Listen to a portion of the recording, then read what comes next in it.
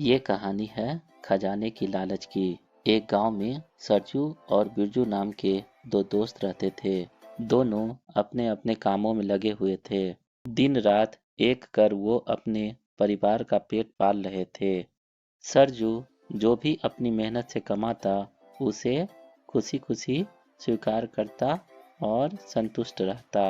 उधर बिरजू हमेशा ज्यादा मेहनत और कम पैसे मिलने की शिकायत किया करता। ये भी कोई जिंदगी है हमारी, दिन रात मेहनत करो और बदले में बस ये 4 पैसे। देखो जमींदार साहब को, क्या जिंदगी है उनकी। अरे भाई, हमें अपने मेहनत पे यकीन करना चाहिए। फिर जो भी अपने हिस्से में मिले उसे स्वीकार करना चाहिए। हमें जिंदगी में पैसे नहीं, सुख और चैन की तलाश करनी चाहिए। अरे क्या बात करते हो भाई, पैसे मिल जाए तो सुख चैन अपने आप आ जाएंगे। कोई खजाना मिल जाए तो बैठे बैठे पूरी जिंदगी अच्छे से कट जाए। एक दिन गांव के कुछ लोग एक दूसरे गांव के एक रहस्यमयी कुएं के बारे में बात कर रहे थे। अरे भाइयों, पता है उस दौलतपुर गांव में एक रहस्यमयी कुआं है। उस कुएं के बारे में लोग अजीब अजीब बातें किया करते हैं। हाँ भाई, गांव के लोगों का मानना है कि उस कुएं में एक राजा द्वारा छिपाया हुआ खजाना है। उस खजाने को वो राजा और एक साधु मंत्र से श्रापित कर रखे हैं। हो, उस समय वो राजा अपने शत्रु से उस खजाने की रक्षा के लिए उसे कुएं में छिपा दिया और उसे मंत्रों द्वारा बांध दिया। भाई, मैंने तो सुना है कि उस खजाने की खोज में जो भी आदमी उस कुएं में गया वो कभी वापस नहीं आ पाया। ना जाने कितनों ने अपनी जान गंवाई है उस खजाने की लालच में। वाह भाई, अगर वो खजाना हमें मिल जाए तो कितना अच्छा हो। क्या बात कर रहे हो तुम? सुना नहीं, वहां जो गया वो वापस नहीं लौटा। अरे भाई, तुम उस जगह और उस खजाने के बारे में सोचना भी नहीं। लेकिन बिरजू के दिमाग में वो कुआं और कुएं का खजाना चल रहा था। उस खजाने में एक बार जाके देखना चाहिए। लोगों का क्या, वो तो बस बातें बनाते रहते हैं। आखिर उस खजाने के लिए थोड़ा जोखिम तो उठाना पड़ेगा। चलो इस बारे में किसी से बात करते हैं। कोई साथ चले तो देखूं क्या रहस्य है उस कुएं का। फिर बिरजू गांव वालों से उस खजाने को खोजने चलने को कहा, लेकिन सब ने इसे एक खतरनाक काम समझकर मना कर दिया। अरे भाई, क्या बात कर रहे हो? मैं नहीं जा सकता तुम्हारे साथ इस खतरनाक काम के लिए। और मैं तो कहूँगा कि तुम भी उस खजाने के बारे में सोचना छोड़ दो। इधर कानो कान बिरजू की इस योजना के बारे में उसके मित्र सरजू को भी पता चला। भाई, ये क्या कर रहे हो तुम? क्या योजना बना रहे हो? अरे भाई चलो, हम दोनों ही चलते हैं उस खजाना को ढूंढने। नहीं नहीं, बहुत खतरनाक है वो कुआं।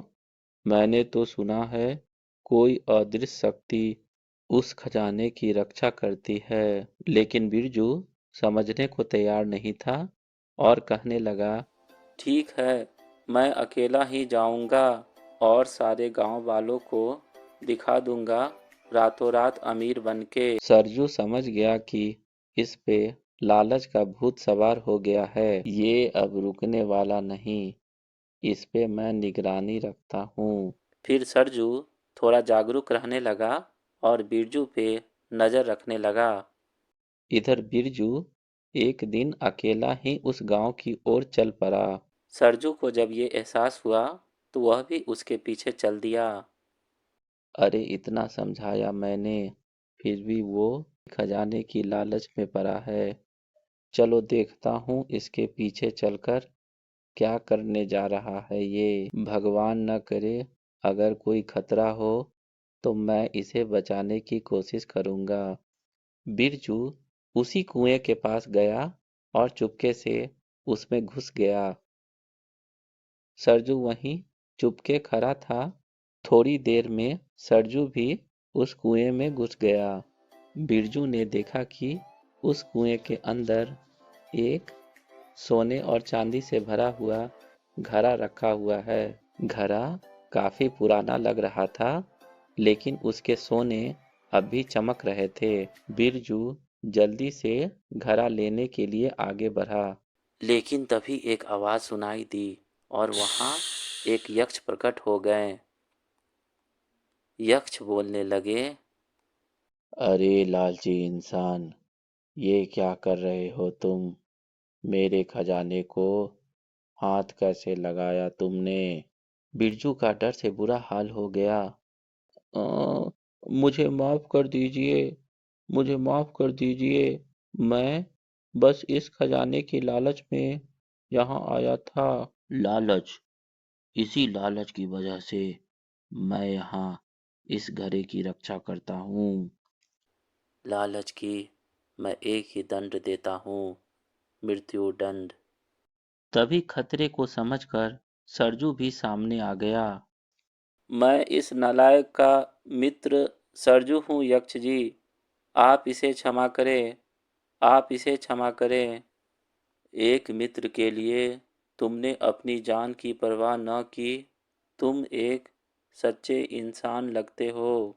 मैं तुम्हें अपनी लालची दोस्त को बचाने का एक अवसर दूंगा। बताओ, वो कौन सा चीज है जो कभी नहीं रुकता? बिरजू बोल उठा, पानी, पानी कभी नहीं रुकता यक्ष जी। लेकिन यक्ष ने सरजू को मौका दिया उत्तर देने का। सरजू ने कुछ सोचकर उत्तर दिया, समय, समय कभी नहीं रुकता यक्ष जी। सही जवाब।